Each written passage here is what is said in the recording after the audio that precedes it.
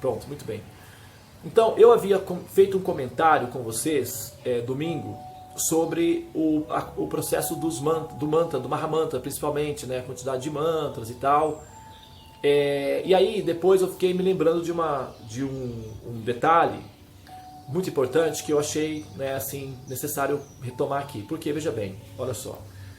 É claro que o processo dos mantras, ele é voluntário, a pessoa pode, assim, adotá-lo, não é? E incrementar o mantra, tá? Incrementar o entoar dos mantras. Mas, embora eu havia comentado que o processo do avanço, né, do progresso espiritual que se faz dentro do sistema da senda de evolução, né, conhecida como Bhakti, e a metáfora que nós utilizamos, que é uma metáfora real, na verdade, não é exatamente uma metáfora, mas é uma descrição da realidade, é que é um jogo, né? É um jogo online. E nós estamos jogando. E os jogadores, eles vão se posicionando de acordo com a capacidade que eles têm de compreender o jogo e de usar as técnicas disponíveis para o jogo, né? E eu comentei que, em algum momento, os jogadores, eles... para potencializar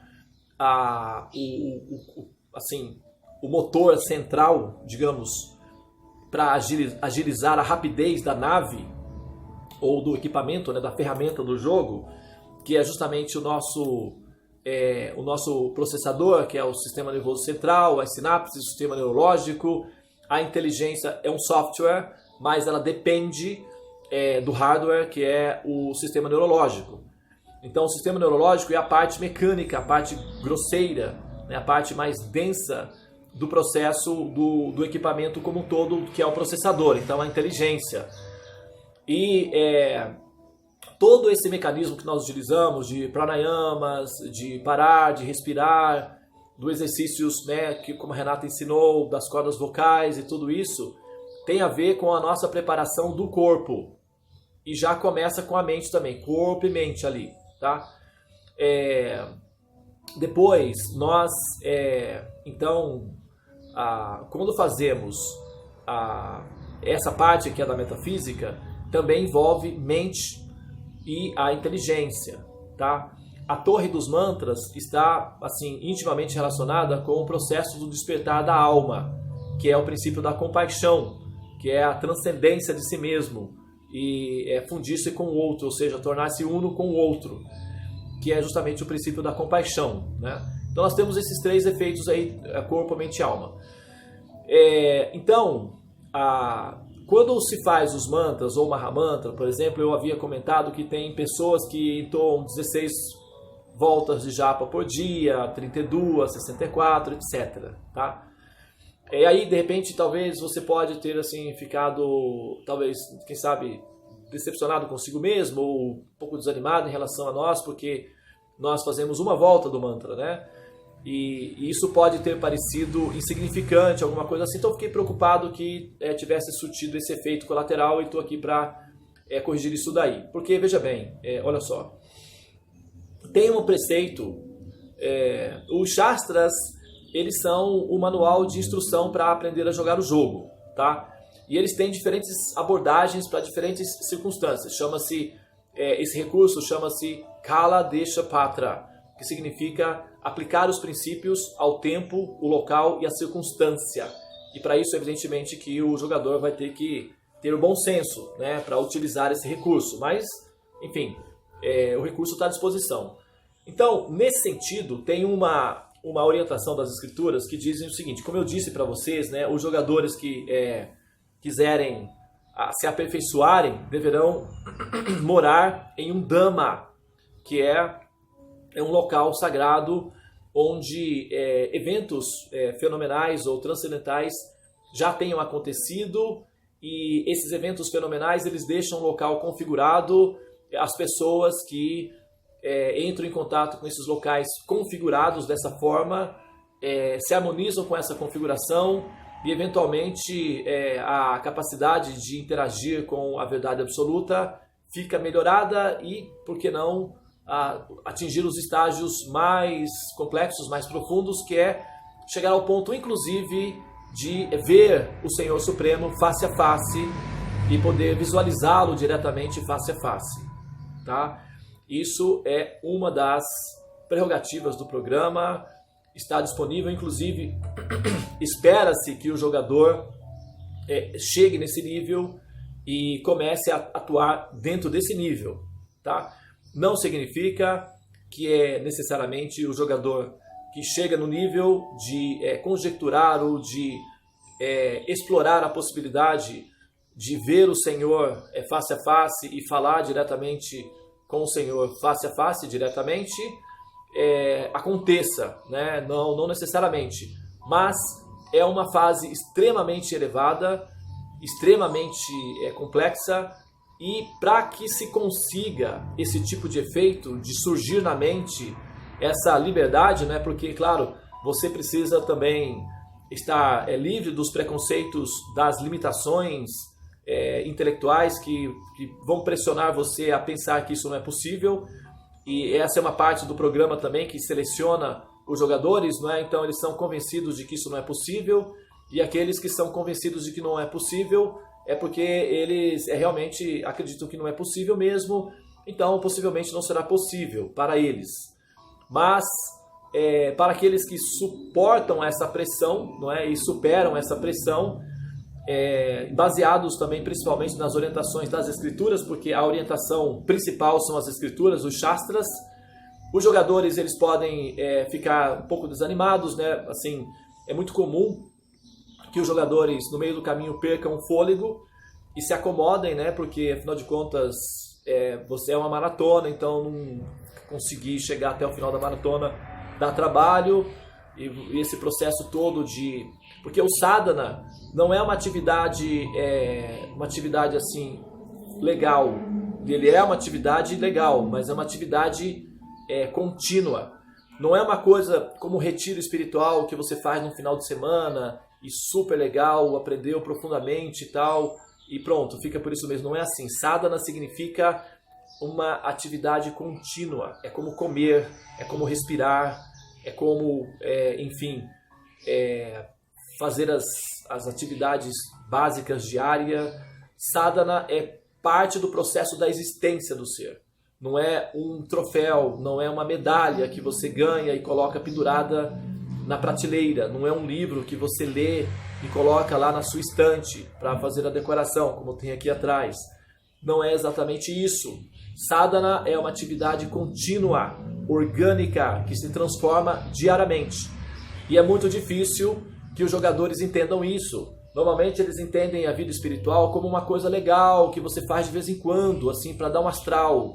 É muito comum, mesmo entre os esotéricos, é comum, por exemplo, os evangélicos e católicos, eles vão na missa, né, na igreja no final de semana e tal, e glorificam e tal, e depois eles vão fazer aquilo que são chamados a fazer. Então, e entre os esotéricos, né, tem o conceito de um retiro espiritual, de fazer uma imersão, né, assim, energizar-se e tal, mas é uma coisa, tipo, é como comprar um produto, é como assistir um jogo de futebol, é uma coisa que se faz de vez em quando para dar aquele astral, mas não é parte integral.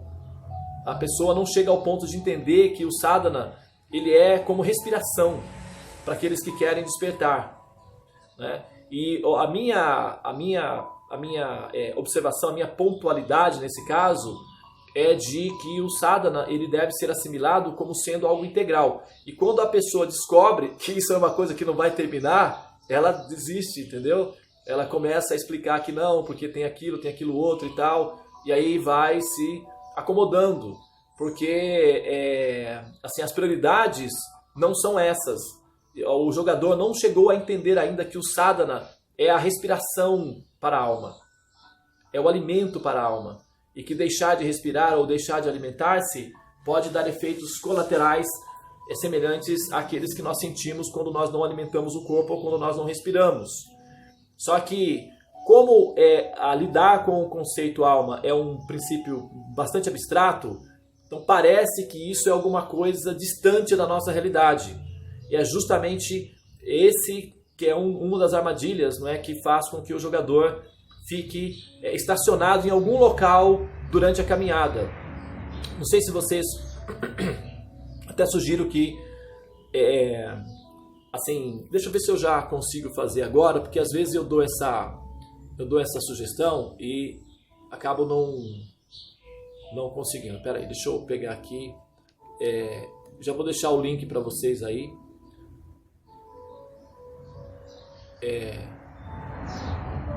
Aqui. Prontinho. Eu acho que esse é o vídeo. Eu tava ficando com o menino, aí a gente teve desavenças e eu falei que eu nunca mais... Só um minutinho, pessoal. Bom, é esse mesmo.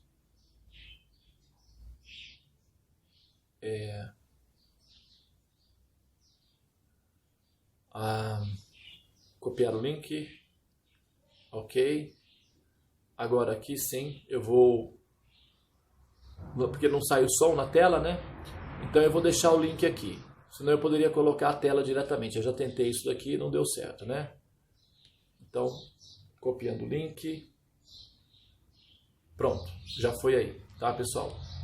Então é o seguinte, olha. Esse link que eu passei aí mostra uma animação de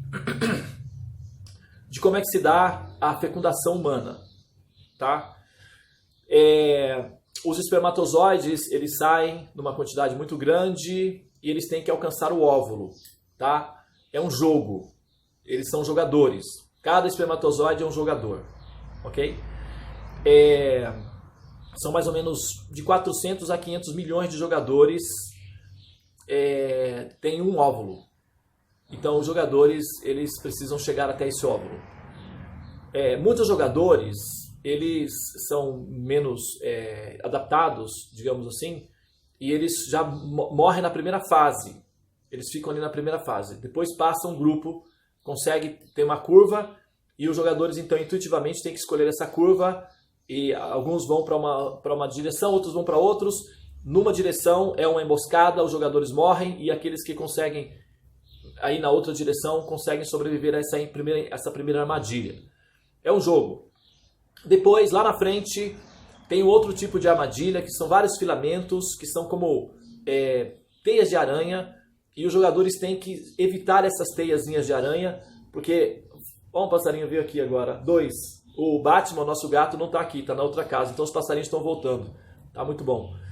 Então, os jogadores que são os espermatozoides, eles têm que passar por aqueles fiozinhos, não pode tocar, porque se toca ali fica coladinho, aí não consegue continuar o jogo, aí morre e tal. Aí consegue passar, é uma teia, é uma sequência é como se fosse uma florestazinha, vamos dizer assim, né? E eles têm que passar por aquela florestazinha e ufa, conseguimos. Aí atravessa a floresta. Quando chega lá na frente, tem vários óvulos falsos, tem centenas de óvulos falsos. E os jogadores já estão meio cansadinhos, né? E aí, nesse momento, eles chegam à seguinte conclusão.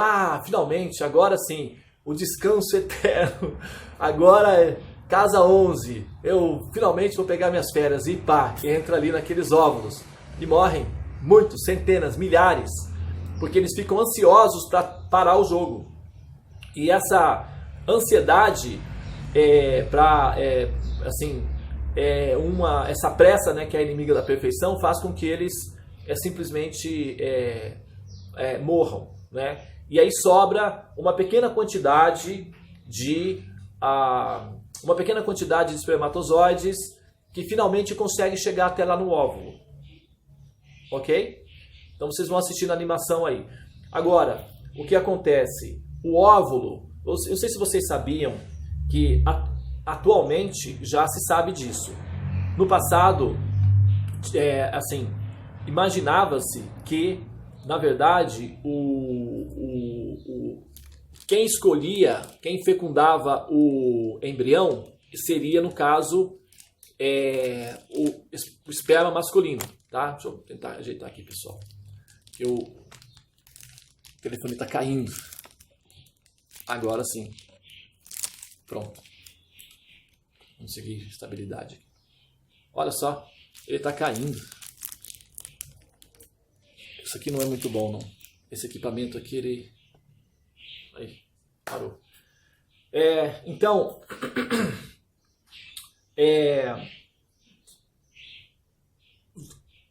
atualmente já se sabe disso, tá? No passado, pensava-se que era o espermatozoide que fecunda o óvulo.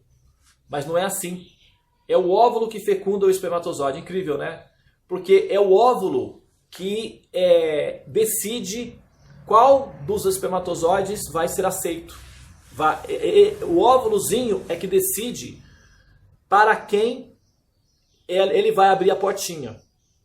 Então são vários espermatozoides que estão tentando fecundar o óvulo. Vocês vão ver lá na animação como é que funciona. Vários espermatozoides que chegam até lá no finalzinho.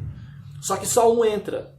Mas não é... Pensava-se que era aquele que foi mais esperto e conseguiu achar e conseguiu furar o bloqueio. Mas não é assim.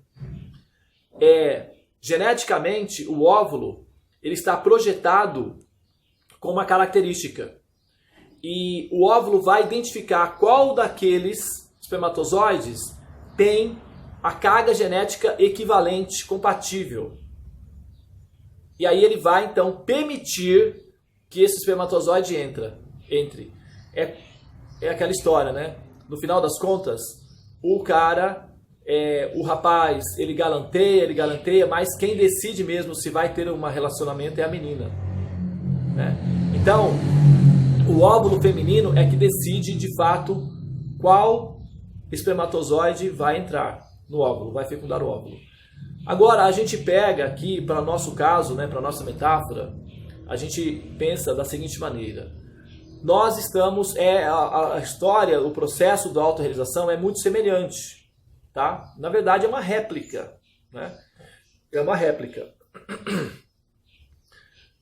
Então, nós... somos convidadas ou somos estimuladas intuitivamente até chegar naquela parte final, que é aquela parte em que nós nos deparamos diretamente com o óvulo final, que seria, no caso, o criador de todo esse programa, a mente suprema, o Senhor Supremo, a absoluta, suprema personalidade de Deus. Chegar até lá é uma etapa. Agora, o critério que se estabelece e que define qual de nós, jogadores, vai ser aceito na parte íntima, na parte interna do coração desse princípio, desse ser. Qual de nós vai ser aceita, qual de nós, enquanto almas, seremos aceitas no reino de Deus, né? Esse seria, no caso, o que está acontecendo, né, no processo. Mas aí eu tenho uma boa notícia para dar para vocês, tá? É o seguinte, veja bem, essa é uma boa notícia mesmo, que no caso dos espermatozoides, apenas um consegue o efeito de ser aceito no óvulo. Tá? Existe uma limitação, afinal de contas nós estamos nessa simulação e tal, mundo material, aquela coisa. Então existe limitação. Entretanto, quando se trata do reino de Deus, então isso já se altera. A coisa já muda. Todas as almas que conseguem chegar até o Senhor Supremo têm uma portinha específica para ela. Tá? Então a alma chegou até Deus, ou conseguiu fazer esse momento, esse encontro, não vai ser eliminada. O difícil é chegar até lá. Chegando, tem uma portinha disponível. Agora, essa portinha, ela só abre quando, essa pessoa, ela é conquistada por amor. A única coisa que consegue fazer essa portinha abrir é amor. Não tem reza, pode rezar, pode passar a ficar rezando ali a vida inteira. Tá? As orações são combustíveis que nos ajudam a chegar até Ele. Uma vez que nós chegamos, não tem mais questão de reza. A reza é funcional, as orações são funcionais. As orações nos motivam, nos inspiram, nos ajudam a chegar até lá. Dali para frente as regras do jogo mudam. Não funciona mais ficar orando, ficar pedindo, ficar falando. Inclusive até isso atrapalha. Por quê? Porque imagina que você está numa mesa farta de alimentos, tá? E imagina que você é minha anfitriã. Daí você me convida, eu vou até a sua casa. Então, a mesa está posta. E aí eu pergunto para você, tem alguma coisa que eu possa comer? Quer dizer, é uma pergunta meio redundante, né, e absurda, porque como que a mesa está posta, eu estou sentado na mesa para jantar e vou fazer uma pergunta dessa para a pessoa. Fica parecendo que eu tenho problemas psicológicos, né? Então, imagina que você chegue até Deus e aí você pede para ele, por favor, me salve, me ajude, me salve. Isso é constrangedor para ele, porque uma pessoa que chega até próximo do Senhor Supremo, isso já está no pacote. Não há mais necessidade de ficar pedindo ajuda, socorro, não quero mais ficar nesse mundo material. É importante, o jogador sempre tem que saber qual é o objetivo, que ele quer a liberação, está no coração, mas não precisa externar isso daí mais.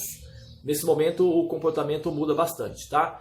Bom, então eu vou parar aqui nesse momento, porque eu já cheguei no meu limite máximo, são 8 horas e 8 minutos. Eu vou pedir que eu